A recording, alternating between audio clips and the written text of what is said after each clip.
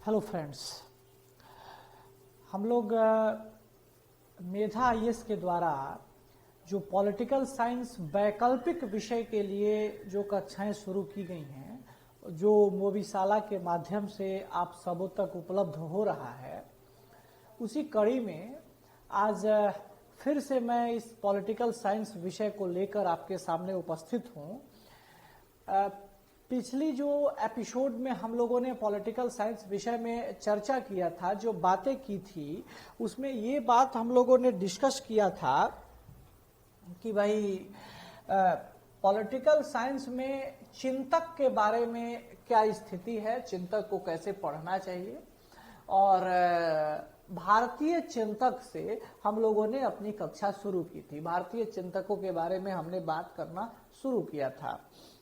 उसी में जो पहला और सबसे प्रोमिनेंट थिंकर है प्राचीन भारतीय चिंतन का, उस चिंतन में कौटिल्य का नाम सर्वप्रमुख है।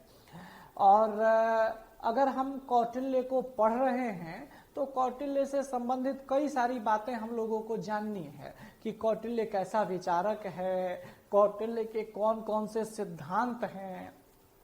तो अगर उसके इन सिद्धांतों को आप समझने का प्रयास करिए तो उसमें एक सिद्धांत है सप्तांग सिद्धांत, है ना।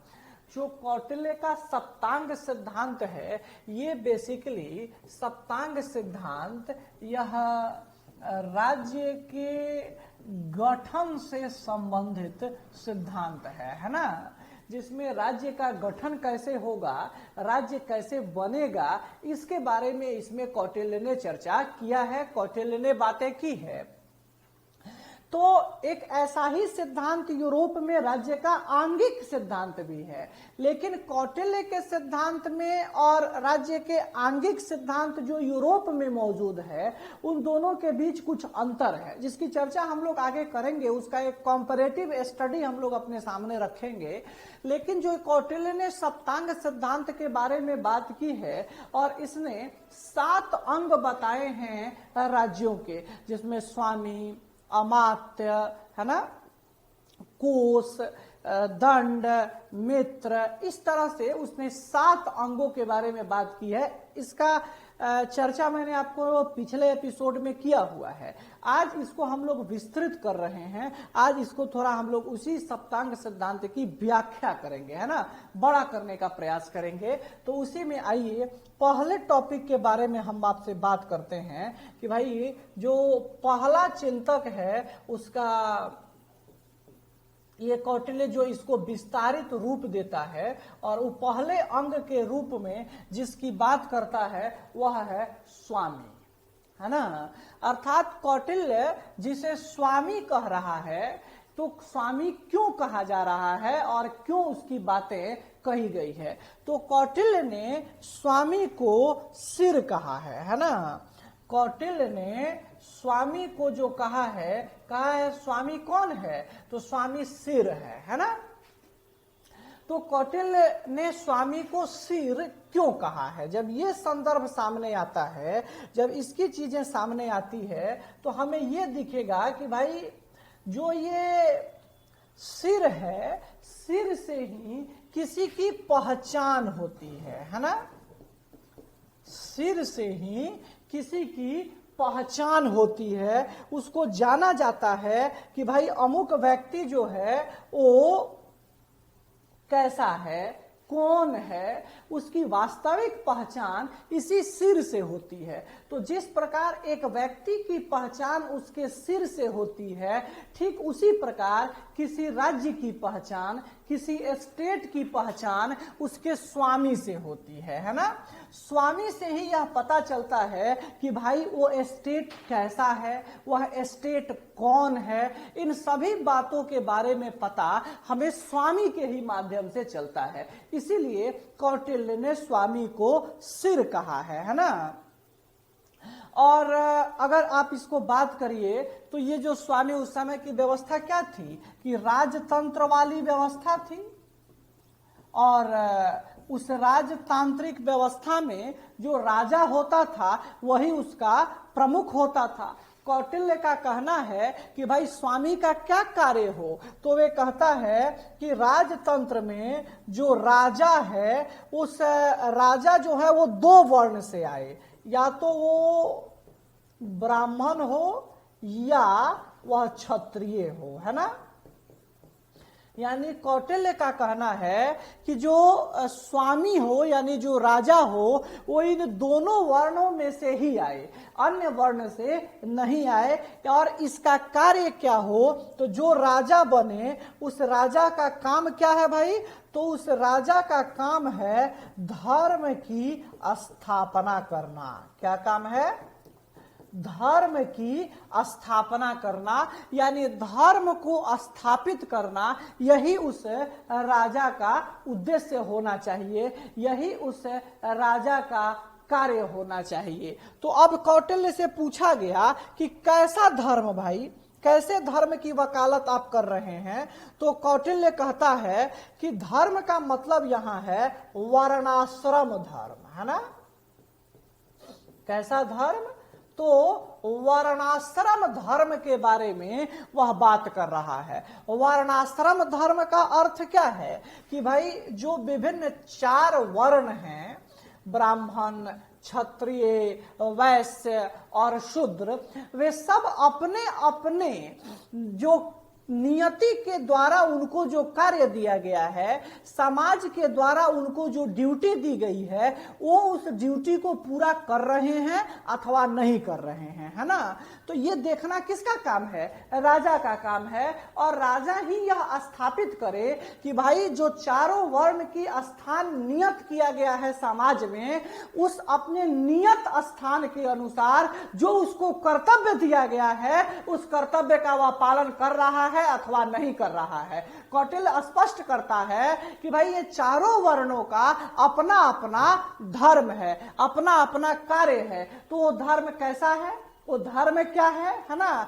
तो कौटिल्य अब यहां स्थापित करता है कि भाई जो ये चार वर्ण हैं, ये चार वर्ण अलग अलग प्रकृति में कार्य करेंगे। यानी अब अगर आप इसको देखिए तो जैसे मान लो कि ब्राह्मण है ना, क्षत्रिय है, फिर उसके बाद वैश्य आएगा और फिर शूद्र आएगा, है ना। ये चार वर्णों की बात कौटिल्य करता है। और कौटिल्य का कहना है कि भाई ये जो चारों है, इसको प्रकृति ने, इसको नियति ने अलग अलग कार्य दिया है ना, अलग अलग इनमें भूमिका दी है। और वो भूमिका क्या क्या है, तो उसको थोड़ा सा आप समझिए, उसको थोड़ा सा जानने का प्रयास करिए। तो कहता है कि ब्राह्मणों का काम है शिक्षा का प्रसार करना, है ना। क्या काम है, अध्ययन और अध्यापन का कार्य है। किसका, ब्राह्मणों का। उन्हीं का कार्य है कि वे अध्ययन करें और दूसरे को पढ़ाएं। अब इससे हटके यदि वो कोई काम करना चाहते हैं तो फिर वो अपराधी हैं, और फिर राजा को यह कर्तव्य बनता है कि वो उनको दंड दे। क्योंकि प्राचीन भारतीय चिंतन की यह एक विशेषता है कि वह मनुष्य को प्रकृति की एक स्वाभाविक अभिव्यक्ति मानती है, और उसका मानना है कि प्रकृति में सबको एक नियत स्थान दिया गया है और उसी स्थान के अनुरूप उसको कार्य भी करना है ना, उसको अपनी ड्यूटी भी निभानी है। तो उसको जब अपने नियति के द्वारा निर्धारित काम को ही पूरा करना है, और यदि वह उस कार्य को पूरा नहीं करता है तो फिर वह अपराधी है और उसे दंड मिलना चाहिए, है ना। ये प्राचीन भारतीय चिंतन का यही मानना है। तो कौटिल्य भी उसी चिंतन से, उसी परंपरा से आता है, इसलिए वह उससे भी अपना पीछा नहीं छुड़ा पाता है।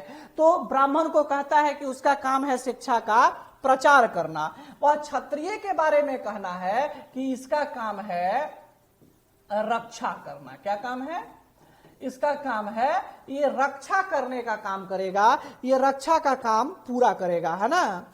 यानी जो भी क्षत्रिय वर्ग के लोग हैं उनका काम है रक्षा करे, है ना, राज्य की रक्षा करे, नागरिकों की रक्षा करे, ये सब उसका काम है। वैश्य का काम क्या है, उत्पादन कार्य, है ना। इसका काम है उत्पादन करना, है ना। ये उत्पादन का अपना दायित्व पूरा करे, प्रोडक्शन की अपनी अकाउंटेबिलिटी निभाए, और अंतिम में बचता है शूद्र, है ना। शूद्र की क्या स्थिति है, तो शूद्रों के बारे में वह कहता है कि भाई शूद्र की स्थिति है उपरोक्त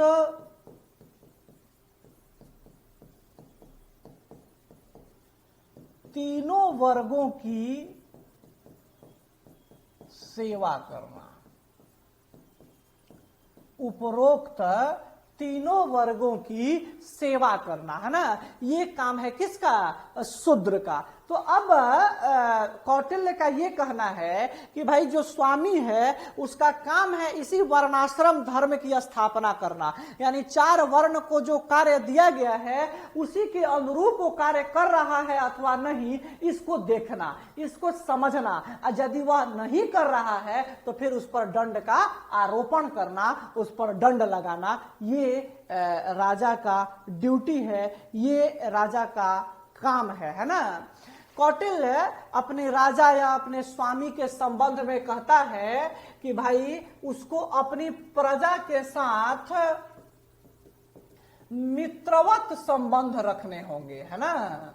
उसको अपनी प्रजा के साथ मित्रवत संबंध रखना होगा, यानी उसको अपनी प्रजा को अपना मित्र और अपनी पुत्र मानना होगा और उसी के अनुरूप उसके लिए काम करना होगा। तो अब एक सीधा सीधा अर्थ निकलता है कि यदि मान लो कि वह अपने प्रजा को अपना मित्र और अपना पुत्र मानता है, यानी कौटिल्य क्या कहना चाह रहा है कि भाई राजा को हमेशा अपनी जनता के, अपनी प्रजा के कल्याण के लिए ही कार्य करना होगा, है ना, कल्याण के लिए ही कार्य करना होगा।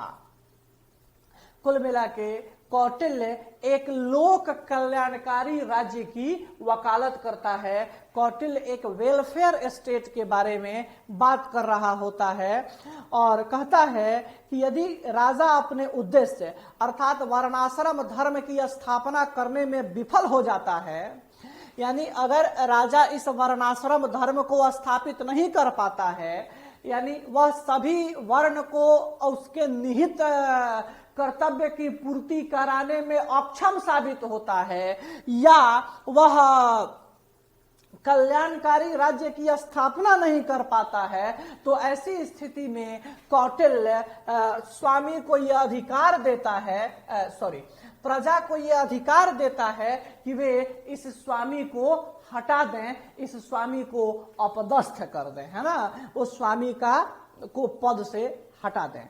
कुल मिला के यानी यह अंतिम अधिकार कह सकते हैं आप कि जनता के पास संप्रभुता का अधिकार होगा, जनता संप्रभु होगी, इसका संकेत आपको इस कौटिल्य के चिंतन में दिखाई पड़ेगा, आपको इस कौटिल्य के विचारों में दिखाई पड़ेगा, जहां वह जनता को अंतिम रूप से संप्रभु बनाने में भरोसा करता है और अधिकार देता है कि यदि राजा अपने कर्तव्य की पूर्ति कर पाने में असफल होता है तो उसको अपने पद से हटा देने की आवश्यकता है, उसको अपने पद से खत्म कर दीजिए, अपदस्थ कर दीजिए, ये अधिकार दिया जाता है ना।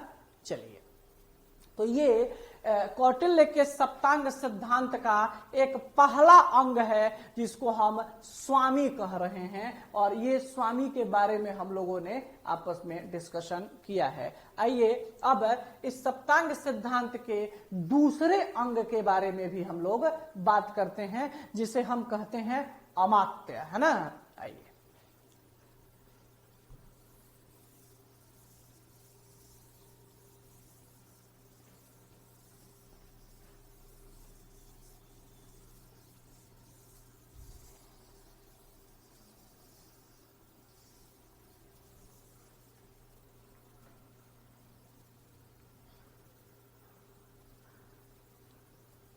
दूसरा जो अंग है उसको हम कहते हैं अमात्य, है ना। और अमात्य को कौटिल्य ने आंख कहा है ना। कौटिल्य ने इसे आंख कहा है ना। तो अब आंख का क्या मतलब होता है? कौटिल्य इसे आंख क्यों कहता है? वो कहता है कि राज्य की आंखें हैं, यानी जैसे एक मनुष्य के शरीर में आंख है, उस आंख का क्या मतलब है? आंख से आप उचित अनुचित देखते हैं, आंख से आप देखते हैं कि हमारे लिए क्या बेहतर है और हमारे लिए क्या अच्छा नहीं है। इन सभी चीजों का आप मूल्यांकन करते हैं। अर्थात कहने का मतलब है कि ये आंख जो है वो हमें क्या देता है? वो हमें सूचना देता है ना? वो हमें सूचना देने का कार्य करता है। और यदि कहते हैं कि यदि सूचना अच्छा हो, यदि सूचना तंत्र बेहतर हो, तो फिर शासन भी बहुत बेहतर ढंग से संपादित होगा। और अगर सूचना तंत्र खराब हो तो फिर शासन कर पाना भी संभव नहीं रह जाएगा, शासन भी ठीक ढंग से नहीं हो पाएगा। तो सूचना की बात यहां पर है कि भाई आंख से हमें क्या मिलती है? तो आंख से हमें सूचना मिलती है। यानी अब अगर इसको हम जोड़ें अपने इस राज्य के अंगों से, तो कहते हैं कि अमात्य से राजा को सूचना मिलती है ना? अमात्य से राजा को सूचना मिलती है और वो अपनी उसी सूचना के अनुरूप निर्णय लेने का कार्य करता है, वो उसी सूचना के अनुरूप डिसीजन मेकिंग करता है। और इसीलिए अमात्य को कौटिल्य ने राज्य की आंखें कहा है ना? कौटिल्य का कहना है कि भाई जो ये अमात्य हैं, जो ये अमात्य वर्ग के लोग हैं, यदि ये ब्राह्मण वर्ग से आए तो ज्यादा बेहतर है ना? यदि ये ब्राह्मण वर्ग से आए तो ज्यादा बेहतर है ना? वो ज्यादा अच्छी स्थिति है कि यदि अमात्य जो बनता है वो ब्राह्मण बने, है ना? जो वर्ण लिखे थे 4 वर्ण, ब्राह्मण क्षत्रिय वैश्य शूद्र, तो उसमें कहता है कि अमात्य जो हैं वो ब्राह्मण वर्ग से आए तो ज्यादा अच्छा होगा। और कौटिल्य इस संबंध में अमात्यों के लिए कहता है कि भाई राजा जो हो, स्वामी जो हो, इन अमात्यों में से एक महामात्य बनाए, है ना? देखो ये बहुत इंपॉर्टेंट है। कहता है कि एक महामात्य बनाए, है ना? और इस महामात्य के बारे में स्पष्ट रूप से उसका कहना है कि भाई ये सीधे क्या हो? राजा से जुड़ा हो, है ना? यानी सीधे इसका संपर्क राजा से हो और यह डिसीजन मेकिंग में ज्यादा महत्वपूर्ण भूमिका निभाए। यानी राजा को सूचना दे, और केवल सूचना ही नहीं दे बल्कि राजा के लिए वह एक स्थिति निर्माण भी करे जिसमें राजा राज्य के कल्याण के लिए, प्रजा के कल्याण के लिए बेहतर निर्णय ले सके, एक ऐसा निर्णय ले सके जिससे कि राज्य को एक कल्याणकारी राज्य के रूप में स्थापित किया जा सके, है ना? कौटिल्य इस संबंध में अमात्यों के नीचे जो बात करता है वह अमात्यों के नीचे अधिकारियों की बात करता है ना? वह अमात्यों के नीचे अधिकारियों की भी बात करता है ना? और कौटिल्य कहता है कि भाई ये जो अमात्य और महामात्य हैं, राजा को अधिकार देता है कि वो अमात्यों में से एक महामात्य को बनाए।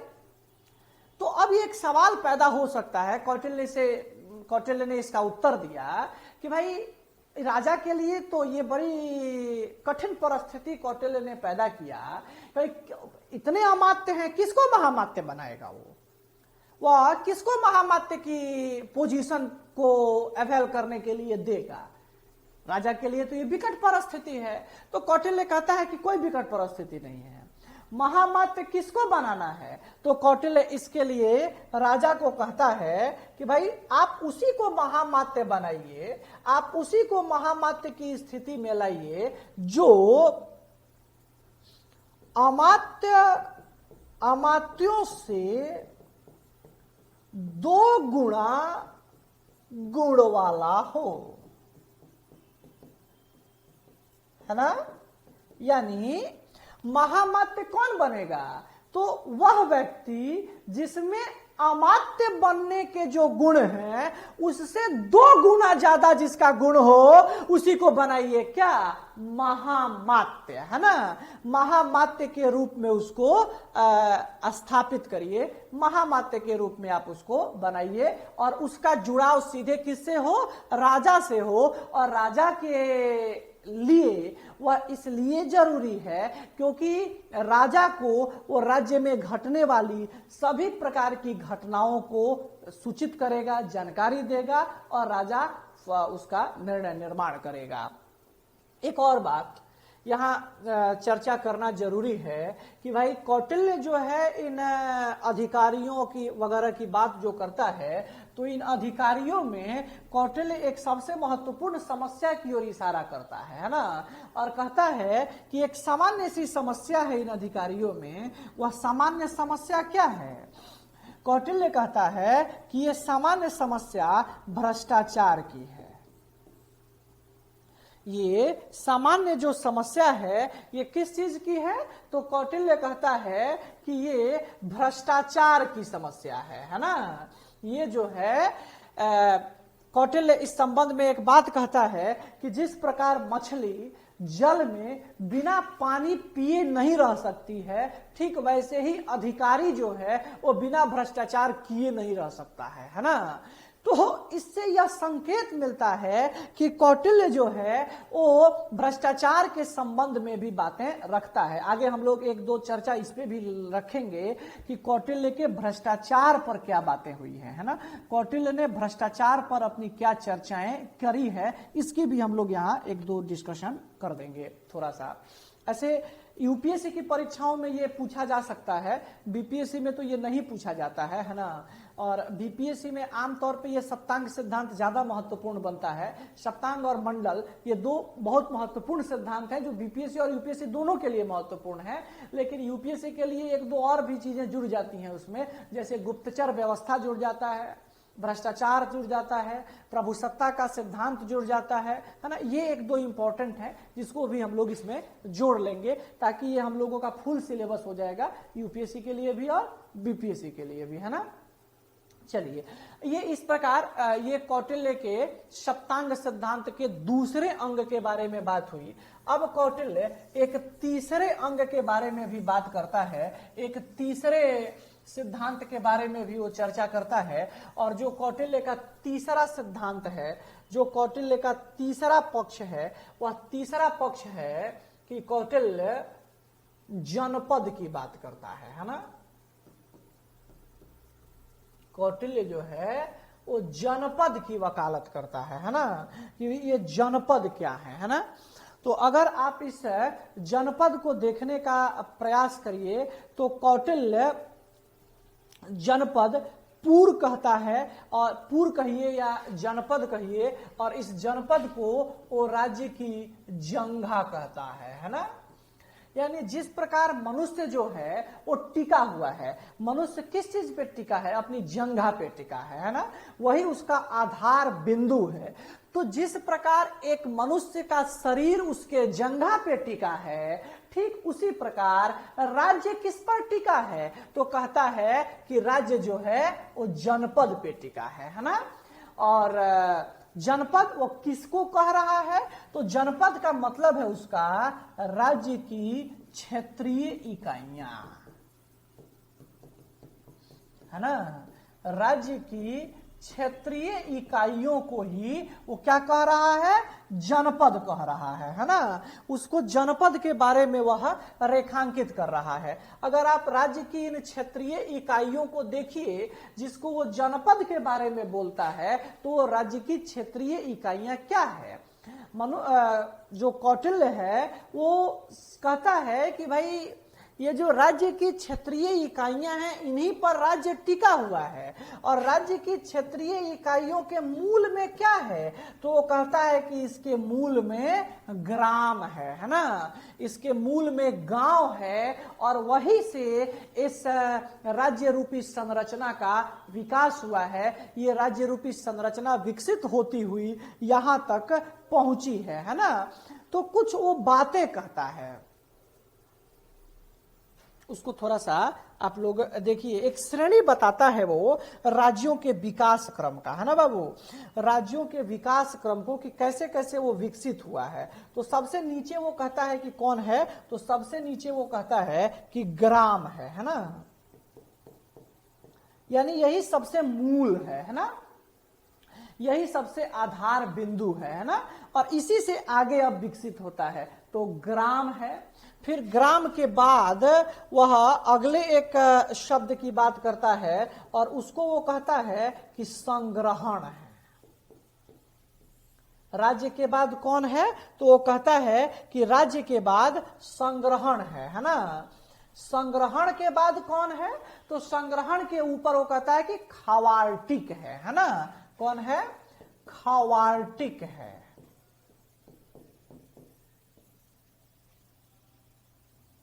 संग्रहण के ऊपर खवाल्टिक है, उसके ऊपर उसका कहना है कि भाई द्रोणमुख है ना, द्रोणमुख है। और द्रोणमुख के ऊपर की अगर आप बात करेंगे तो ऊपरी संरचना कहता है स्थानीय, कहता है उसको, है ना, कहता है स्थानीय है ना। और सबसे ऊपर जो संरचना है उस संरचना को वो कहता है कि भाई कौन है, तो उसको वो कहता है कि ये राज्य है ना।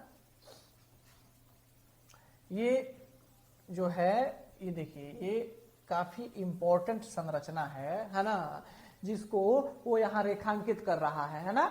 वो यहाँ बता रहा है, कह रहा है कि राज्य जो है भाई इसी पे टिका हुआ है, और राज्य इसी के मूल में क्या है, तो कहता है कि भाई आप मूल की अगर बात करिए, आप अगर मूल की वकालत करिए तो इसका मूल क्या है, ग्राम है ना, गांव है। और इस संबंध में सबसे नीचे गांव है, फिर संग्रहण है, फिर खावाल्टिक है, फिर द्रोणमुख है, फिर स्थानीय है, और फिर राज्य है ना। ये बहुत इंपॉर्टेंट है, ये सवाल आता है आपकी परीक्षा में, है ना।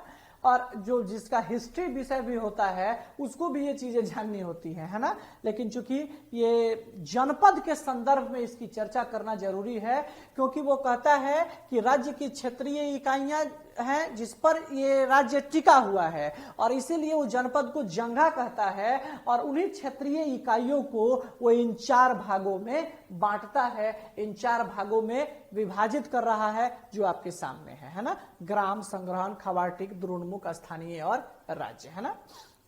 क्लियर। चलो अब एक चौथा पार्ट है जो कौटिल्य के सप्तांग सिद्धांत का है, उसको कहते हैं हम दुर्ग।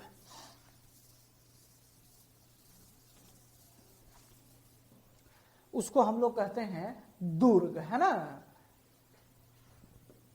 चौथा पार्ट निकलता है और उसको कहा जाता है दुर्ग। अब ये दुर्ग जो है वो क्या है ना, इस दुर्ग का क्या मतलब है। तो अगर कौटिल्य में आप दुर्ग के बारे में बात करिए तो कौटिल्य दुर्ग को कहता है कि ये भुजा है, बाहें जिसको कह सकते हैं, है ना। तो कौटिल्य इसको भुजा बताता है। जिस प्रकार से हम अपने भुजा से अपने शरीर की रक्षा करते हैं, उसी प्रकार से जो दुर्ग है वो राज्य की रक्षा करता है। तो जिस प्रकार भुजा शरीर की रक्षा करता है, इस प्रकार दुर्ग शरीर राज्य की रक्षा करता है। इसीलिए दुर्ग को भुजा कहा गया है, बाहें कहा गया है ना। और वो 4 प्रकार के दुर्गों की बात करता है ना। 4 प्रकार के दुर्ग, यानी 4 प्रकार की चीजें हैं जो राज्य की रक्षा करती हैं, है ना। कौन कौन है देखो, उसमें सबसे पहला आपको मिलेगा जल, है ना, जल, है ना, जल मिलेगा। और उसके बाद अगर आप दूसरी संरचना के बारे में बात करिए तो दूसरी संरचना आपको मिलेगी पर्वत। और अगर आप तीसरी संरचना के बारे में वकालत करिए तो तीसरी संरचना आपको मिलेगी मरु। तीसरी संरचना मिलेगी मरु। और अगर आप चौथी संरचना के बारे में बात कर लीजिए, अगर चौथी संरचना की आप वकालत कर लीजिए तो चौथी संरचना आपको मिलेगा वन। देखिए ये चार प्रमुख वह बात करता है कि भाई ये जो चार प्रमुख चीज है ये राज्य के रक्षा का काम करता है ना। इसलिए ये चारों क्या है, राज्य के लिए दुर्ग है ना। ये राज्य के लिए दुर्ग का काम करता है। अब जैसे जल है, अगर कोई राज्य नदियों से घिरा हुआ हो, स्वाभाविक बात है वो अन्य लैंड लॉक्ड स्टेट से तो ज्यादा सुरक्षित है। और उस तत्कालीन समय में तो और भी, चलो आज थोड़ा हम मान सकते हैं कि आधुनिक टेक्नोलॉजी की वजह से वो चीजें थोड़ा सा अप्रासंगिक होती हुई दिखाई पड़ेंगी, लेकिन उस तत्कालीन समय में और जल से अगर घिरा हुआ है तो लैंड लॉक्ड स्टेट से तो ज्यादा सुरक्षित है ही, पहला चीज।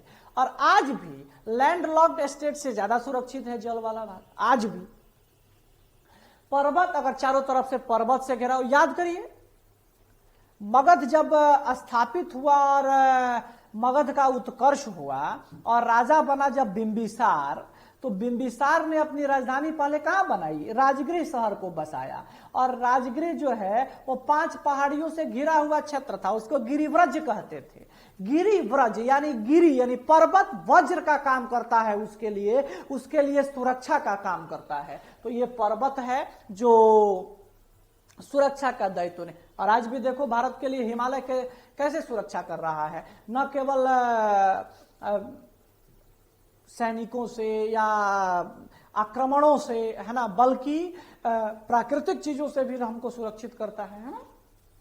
मरु है ना, मरु जो है, मरु कहते हैं हवा है ना, ये भी आपको सुरक्षा प्रदान कर रहा है। वन भी, अगर वन से भी घिरा हुआ है तो काफी सुरक्षित महसूस करेंगे आप, काफी उसमें राज्य की सुरक्षा होगी। क्योंकि जो वन से घिरा हुआ क्षेत्र होगा तो बाहर के जो लोग आक्रमण करेंगे, अरे भाई वो वन की उस परिस्थिति को थोड़ी जानते हैं, क्योंकि वो तो वन आपके आसपास है, आपके इर्द गिर्द है, इसलिए आप उसको ज्यादा जानते और समझते होंगे, है ना। तो आइए इन 4 भागों को कौटिल्य जो है वो कहता है कि भाई ये दुर्ग है और राज्य के लिए ये सुरक्षा का काम करते हैं। 5वें अंग के बारे में यदि आप बात करिएगा कौटिल्य के, तो वह 5वें अंग के बारे में बात करता है। और 5वें अंग को कौटिल्य कहता है कि जो 5वां अंग है वो 5वां अंग है कोश, है ना। और कौटिल्य इस कोश को जो है वो मुख कहता है ना।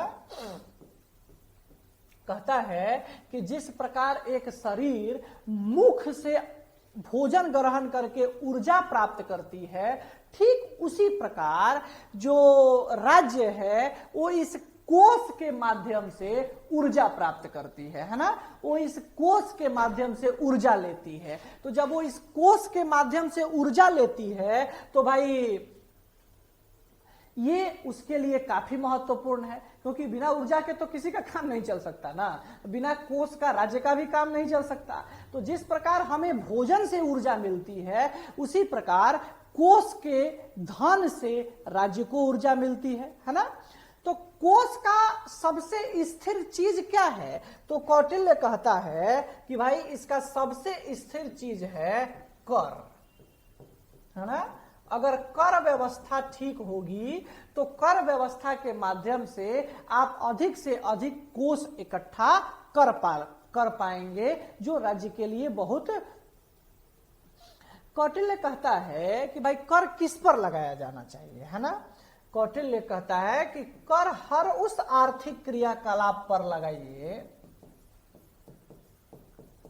हर उस आर्थिक क्रियाकलाप पर लगाइए, है ना, जिससे धनार्जन संभव हो रहा है ना। यानी हर वह आर्थिक क्रियाकलाप जिससे कोई धन इकट्ठा कर रहा है उस पर आप कर लगाइए, उस पर आप कर का आरोपण कीजिए, है ना। कौटिल्य जो है वो सामान्य कर प्रणाली की बात करता है और उपज का 1/6 भाग, है ना, उपज का 1/, अगर कर की आप बात करिए तो यह उपज का 1/6 भाग कर लेने की, कर लगाने की बात करता है ना, यानी 1/6 कर की चीजें ये सामने रखता है। व्यापार के संबंध में भी वह अलग अलग वस्तुओं पर अलग अलग प्रकार के कर की बात कर रहा है, और जो 1/6 से लेकर और 1/10 तक बंटी हुई है ना। यानी सामान्य कर का कोई एक निश्चित प्रणाली वो नहीं बताता है, व्यापार पर कहता है कि वस्तु के अनुसार कर लगेगा, है ना। यानी और वो कर का एवरेज जो है वो 1/6 से लेके और 1/10 के बीच में वह इतना कर लगाने की वकालत करता है, और कहता है कि भाई कर का निर्धारण कौन करेगा, तो कर के निर्धारण के लिए कहता है कि भाई कर का निर्धारण संग्रहण करेगा। कौन करेगा? कर का निर्धारण संग्रहण करेगा, और संग्रहण को बहुत अधिक महत्व प्रदान कर देता है, क्योंकि लोगों को भी तो यह जानकारी होनी चाहिए कि उसको कितना कर देना है ना। तो इस संबंध में वह एक पारदर्शी प्रणाली की वकालत कर रहा है ना। यानी कौटिल्य जब ये बात की वकालत कर रहा है कि भाई लोगों को भी इस बारे में जानकारी हो कि उनको कर का कितना मात्रा चुकाना है ना, यानी कर कितना देना है ये आम जनता को भी पता होना चाहिए, है ना।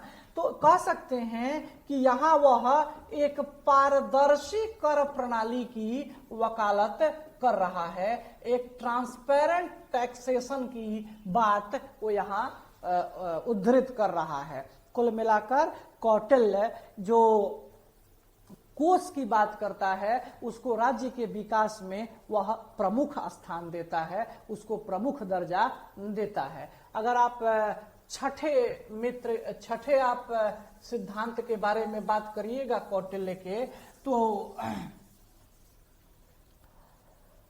छठे सिद्धांत के रूप में वो जिसकी बात करता है वो है सेना या दंड, है ना।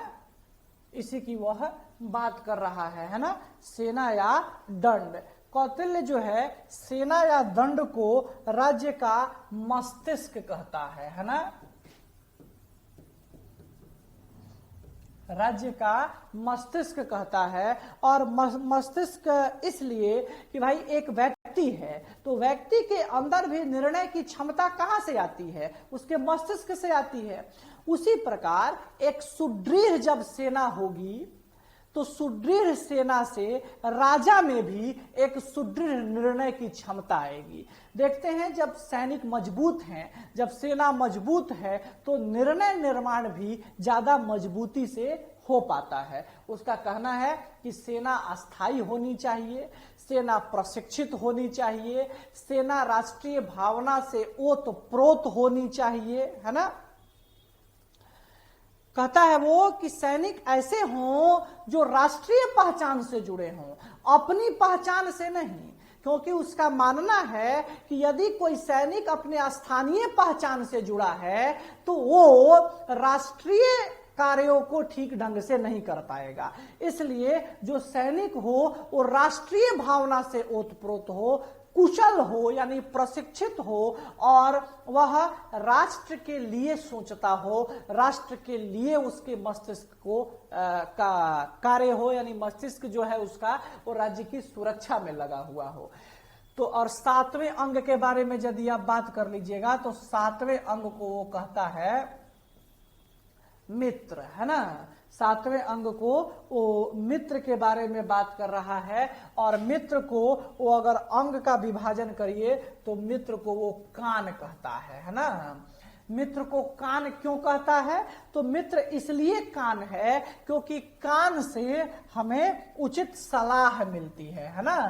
कान से हमें उचित सलाह मिलती है, और मित्र भी जो है वो हमें उचित सलाह ही देता है। इसलिए मित्र को कान कहा गया है। और यहाँ मित्र की जो चर्चा कौटिल्य ने की है, ये इसकी चर्चा इसके वैदेशिक संबंधों को भी उद्धृत कर रहा है ना।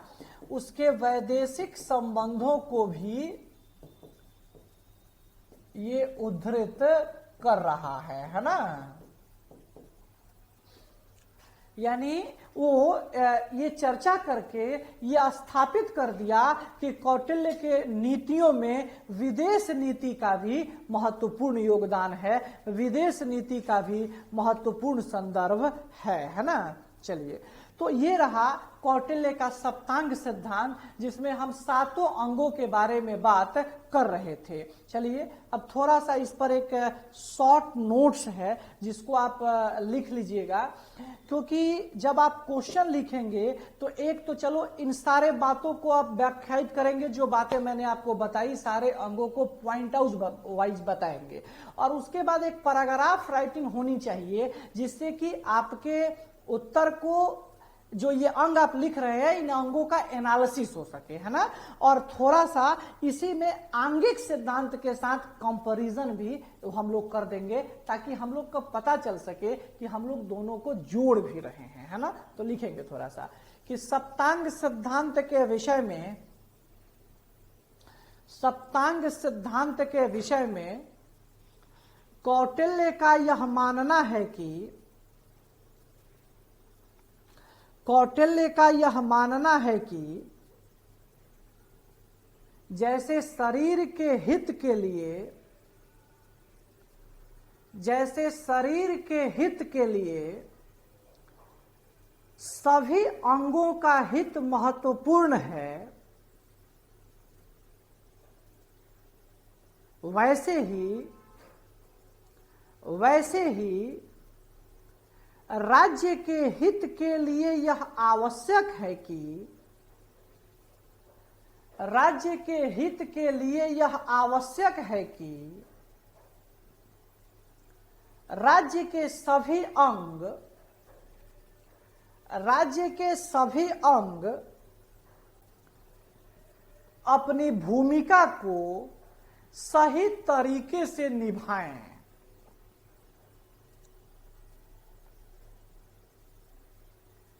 किसी भी अंग को होने वाली हानि, किसी भी अंग को होने वाली हानि राज्य के हित के प्रतिकूल है, राज्य के हित के प्रतिकूल है, राज्य की प्रगति के लिए, राज्य की प्रगति के लिए यह आवश्यक है कि सभी अंग आपस में मिलजुल कर कार्य करें, आपस में मिलजुल कर कार्य करें। यदि 7 घोड़ों से बनने वाले रथ, यदि 7 घोड़ों से बनने वाले रथ के घोड़े अलग अलग दिशा में चलेंगे तो रथ आगे नहीं बढ़ पाएगा।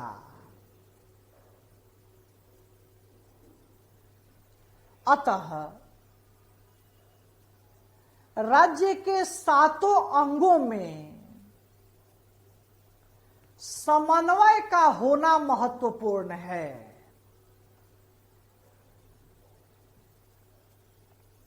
राज्य के 7 अंगों में समन्वय का होना महत्वपूर्ण है। कौटिल्य द्वारा वर्णित सप्तांग सिद्धांत कौटिल्य द्वारा वर्णित सप्तांग सिद्धांत पश्चिमी चिंतन में मौजूद आंगिक सिद्धांत की याद दिलाता है, क्योंकि आंगिक सिद्धांत में भी शरीर एवं अंगों की बात की जाती है, किंतु वास्तव में कौटिल्य का आंगिक सिद्धांत अपनी प्रकृति में भिन्न है। पश्चिम के आंगिक सिद्धांत में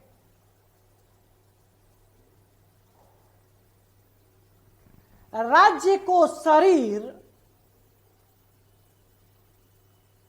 एवं व्यक्ति को अंग मानकर यह परिकल्पना की जाती है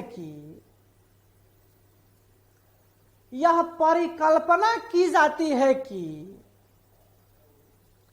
शरीर से बाहर जाकर अंग निष्क्रिय हो जाता है।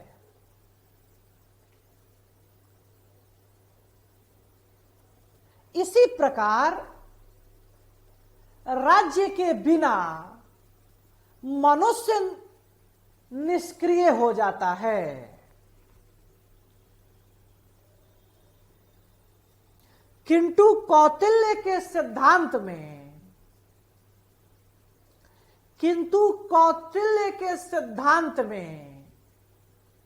राज्य और व्यक्ति के संबंधों की बात नहीं की गई है, बल्कि यहां राज्य के विभिन्न अंगों के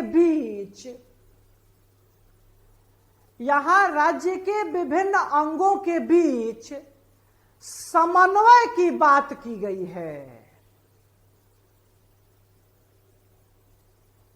और उसी को अधिक महत्व दिया गया है।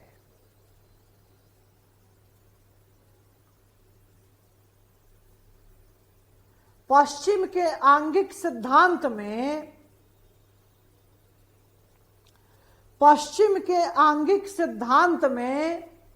व्यक्ति की सत्ता को नकार दिया जाता है, वहीं कौटिल्य के सिद्धांत में ऐसा नहीं है।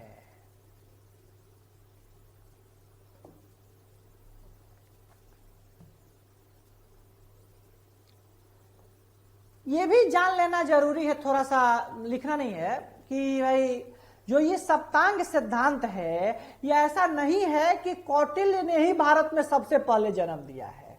ये सिद्धांत भारत में पहले से भी रहा है ना। इसकी चर्चा आचार्य मनु ने मनुस्मृति में भी किया है, लेकिन कौटिल्य ने ही उसको ज्यादा विस्तार दिया है, कौटिल्य ने ही उसको विस्तारित रूप दिया है, इसलिए ये कौटिल्य के निकट ज्यादा ठहरता है ना।